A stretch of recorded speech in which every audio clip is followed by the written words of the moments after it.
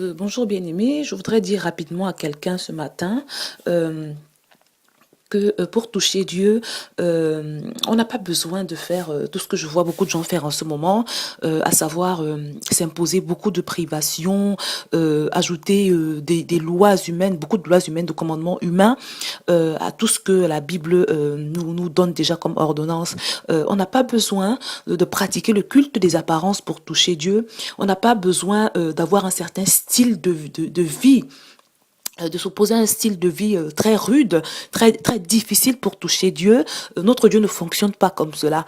Je le dis parce que il y a beaucoup de gens maintenant qui multiplient des stratagèmes pour essayer de toucher Dieu. Et ils veulent toucher Dieu pourquoi? Parce qu'ils n'arrivent pas à le toucher autrement. C'est-à-dire, ils n'ont pas malheureusement encore la grâce d'avoir pu se relationner avec le Saint-Esprit de Dieu. Ils n'ont pas encore découvert le contact, la communion avec l'Esprit de Dieu. Alors, ils sont obligés de s'appuyer sur des choses du genre, je vais essayer de lire ma Bible 10 fois en une année, de la Genèse à l'Apocalypse, et comme ça, je vais pouvoir toucher Dieu. Il y a des gens qui deviennent repliés sur eux-mêmes, qui n'ont plus de vie sociale. Ils adoptent un style de vie vraiment très particulier.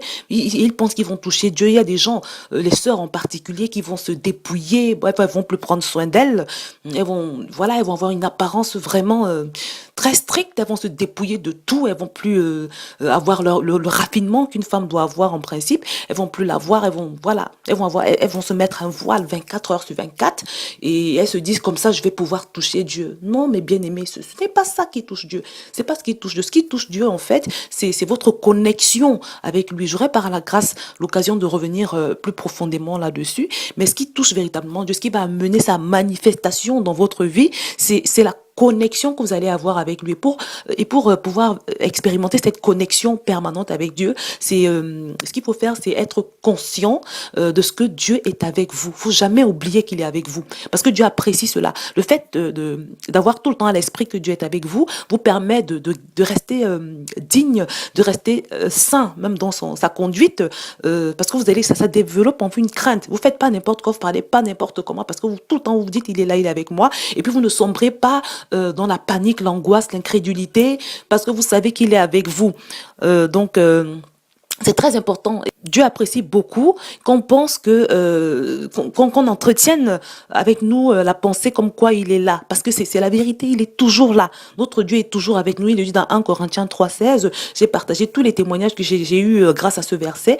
Ne savez-vous pas que vous êtes le temple du Saint-Esprit?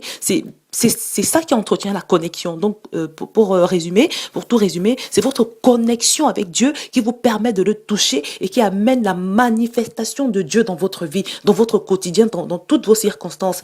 Donc, c'est pas ces actes de religiosité, ces privations, ces interdictions qu'on s'ajoute tous les jours. Non, non, non, non, c'est de la religiosité, bien aimée, et cela ne va rien vous apporter dans votre vie. Cela ne va rien changer dans votre vie. Donc, retenez une chose, pour une connexion avec Dieu, marchez dans la foi qu'il est avec vous. Ayez toujours ça dans votre pensée, et effectivement votre foi va amener la manifestation, la présence de Dieu, et vous allez expérimenter sa gloire dans tous les moments de vos vies. Que le Seigneur vous bénisse.